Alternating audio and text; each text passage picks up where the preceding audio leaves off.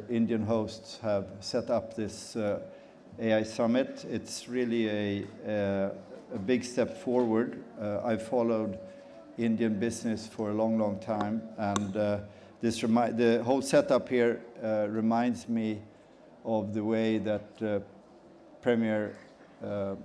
Right Honorable Premier Modi set up his whole idea around Make in India with this tremendous force and getting the backing of very many Indian companies to achieve long-term political goals. So I really hope that the AI initiative will go the same way. I thought I would talk a little bit about three different matters. I'll be relatively brief. I will start a little bit to talk about Sweden and India. I'll talk a little bit about AI diffusion and what's important there, and I'll talk a little bit about some of the practical issues that we see from an industrial point of view, what we can think about when it comes to AI. So let me start taking you back in the Swedish context, might be a reference point to what is going on here right now. Sweden started its research, a big research effort. Our family put in a program which is now 10 years plus, focusing on developing basic research in AI. And we started that 2015, 2017, we funded it with a major push into this, and the reason for that was basically because we saw the automation needs and the autonomy needs of Swedish industry and industrial products. It's called WASP, and not only do they have a number of arenas where they base a certain amount of typical research that you can use for AI, but also they started a school for PhDs and master students in AI. And today we graduate one PhD per week out of this program. So what does that mean for the Swedish context? That has been an extremely important part in terms of building the basic knowledge around AI and how you can use it.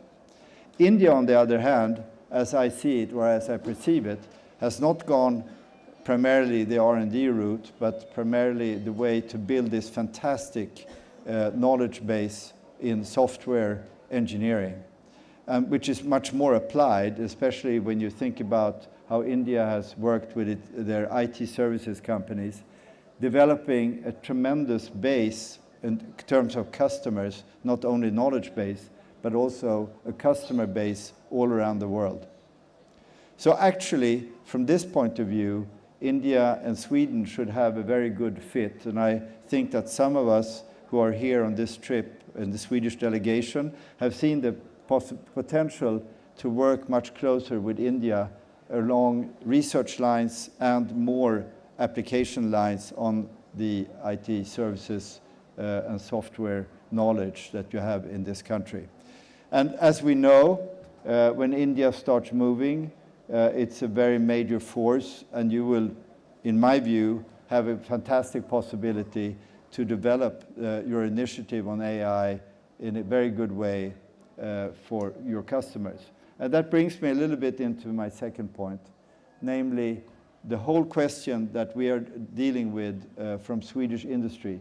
You have to remember Swedish industry is to a large extent very much focused on multinational engineering companies that are having a global scale. India, of course, a different industrial structure. But here comes what I think is the big take, then where actually Sweden and India, in more practical terms, could work much closer with each other.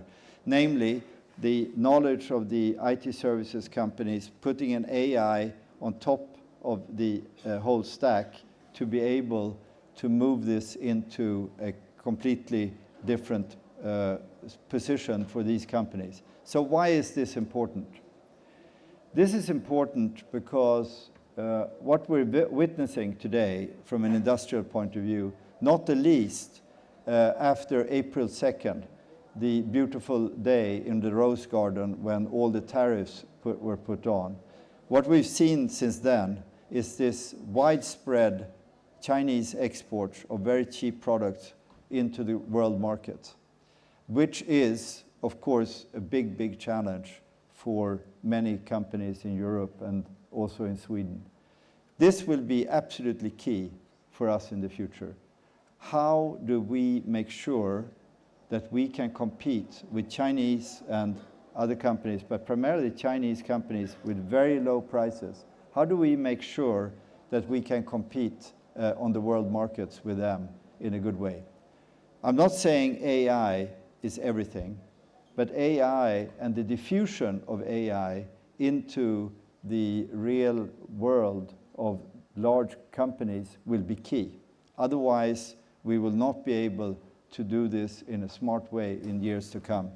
So therefore, I believe that also on this point, the whole competitiveness will be a very, very important part. But AI gives us more. AI gives us a huge possibility to move in, let the companies move into completely new areas in terms of business model, not only being cost efficient, but also in terms of providing new services and new products to the market. Here, I move into my third point. My third point is that we often, here in India, I think you have a more of a positive way and thinking about AI and digitization maybe than Europe. But I tell you that when I look at certain industries and what is actually going on right now, it is a tremendous step forward. And perhaps, and I sit on the board of AstraZeneca, which is a very large pharmaceutical company, British, Swedish based. And I would say that perhaps the most worthwhile app from AI going forward will be in life sciences. Not only life sciences in terms of providing better hospital services and so on, but when you think about how you will be able to use AI in getting new molecules in a much faster way, and when you think about how you will be able to apply more of personalized medicine based on your test results, that you will be able to apply specialized treatment for people, will mean that actually down the line we will provide medical needs to people that cannot be serviced today in the same way. Then, of course, we look at things like robotics, but also another thing I would like to bring up is in the defense business. In defense material, AI will play a very significant role. We see it in many ways today, not the least in when you start to accumulate and analyze data in a big way. For example, Saab, which is a Swedish defense company, is actually using radar aircraft where you need, both for command and for control, a tremendous amount of AI diffusion to really to be able to. But also on our latest fighter aircraft, which is actually divided in its software layer between both those that control the mission critical facts and those things that control the systems of the aircraft. In 2025, we actually applied an AI agent into the mission critical control and actually flew the Gripen aircraft with the AI agent in full control. So what is actually happening here is that on the one hand, you see these great abilities for AI to support companies in terms of being much more efficient, not only companies, but also other governmental and other services coming through society. But on the other hand, you see this tremendous product development that is going on at a very, very high speed. at the bottom line, I believe that we will see so much more of these examples coming through. And when I see Mr. Ekudden here, who is the Chief Technical Officer of Ericsson, I also remind myself that our future networks for 5G and 6G telecommunication will actually be, to a large extent, AI-driven and AI-focused. And this is, for societies, an extremely important point, that actually all these huge amounts of data that will go through societies, through the mobile networks in the future, will be completely supported by AI competence. So there I give you 3 different examples of where industry and products and services will change our world going forward. Thank you very much for listening.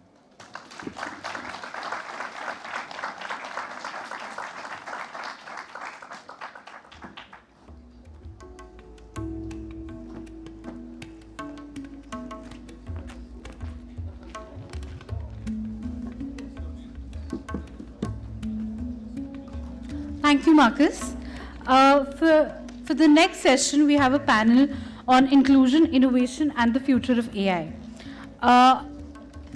We have Mr. Dean Bell, Senior Fellow Foundation for American Innovation, Ms. Gabriela Ramos-Patino, Architect of the Global Ethical Standard on AI.